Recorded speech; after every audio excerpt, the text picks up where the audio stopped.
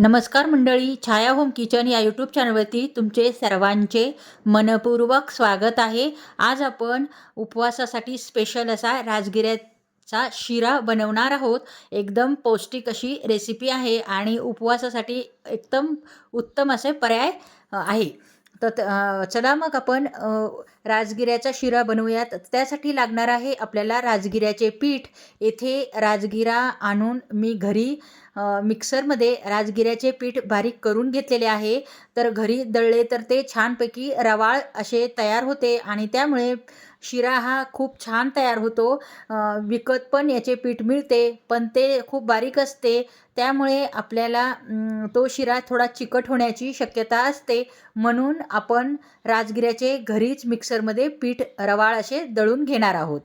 तर एक वाटी येथे मी राजगिऱ्याचे पीठ घेतलेले आहे आणि त्यानंतर एक वाटीच मी येथे गूळ घेतलेला आहे। गुळाच्या ऐवजी तुम्ही येथे साखरेचा पण यूज करू शकता, पण गूळ हा खूप आरोग्याला चांगला असतो, त्यामुळे मी येथे गुळाचा यूज केलेला आहे। आणि त्यानंतर मी घेतलेले आहे अर्धी वाटी तूप घेतलेले आहे। थोडे अर्धी वाटीला कमी आहे, पण आणि त्यानंतर विलायची पूड आपल्याला लागणार आहे चवीसाठी।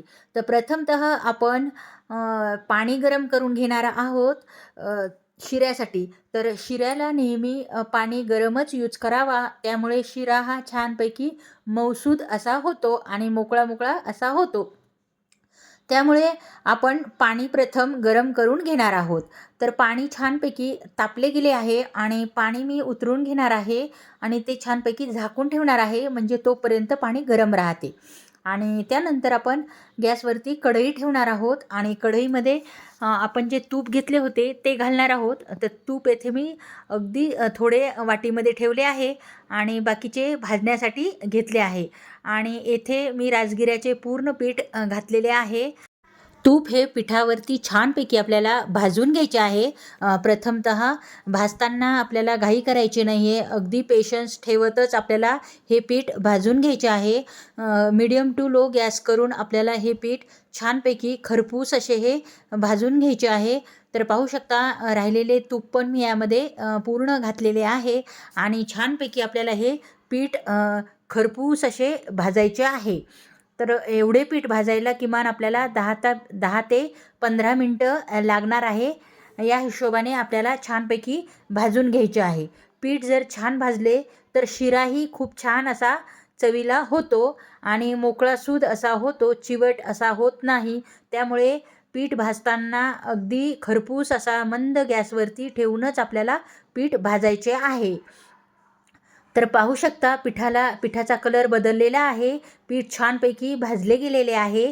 तर या स्टेजला आपल्याला जे आपण पाणी गरम करून ठेवले होते ते आपण या भाजलेल्या पिठामध्ये घालणार आहोत। तर पाणी आपल्याला थोडे थोडे करतच घालायचे आहे आणि छानपैकी आपल्याला मिक्स करून घ्यायचे आहे। तर अगदीच 2 ते 3 मिनटातच पूर्ण पीठ हे पाणी शोषून घेते आणि छानपैकी पीठ हे शिजल्या जाते। तर पाहू शकता भरपूरसं पाणी मी घातलं होतं आणि राहिलेलं पाणी पण मी येथे पूर्ण येथे घालत आहे।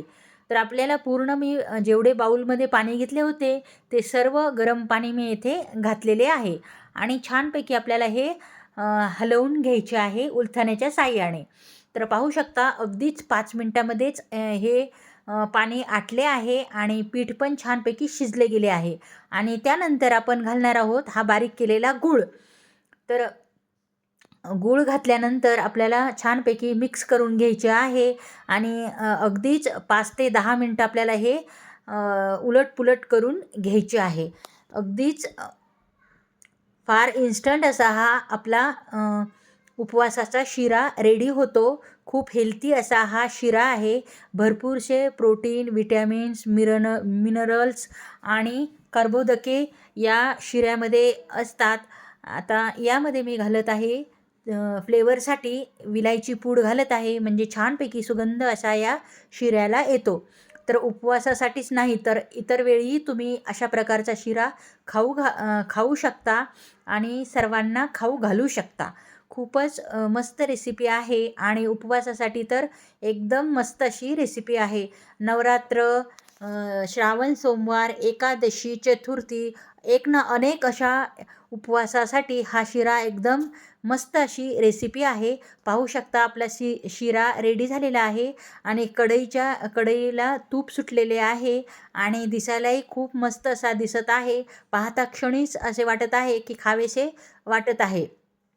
तर पाहू शकता कलरही खूप मस्त असा ब्राऊन असा कलर या शिऱ्याला आलेला आहे आणि साईडनी पण तूप सुटत आहे. म्हणजे कढईपासून वेगळा झालेला आहे हा शिरा.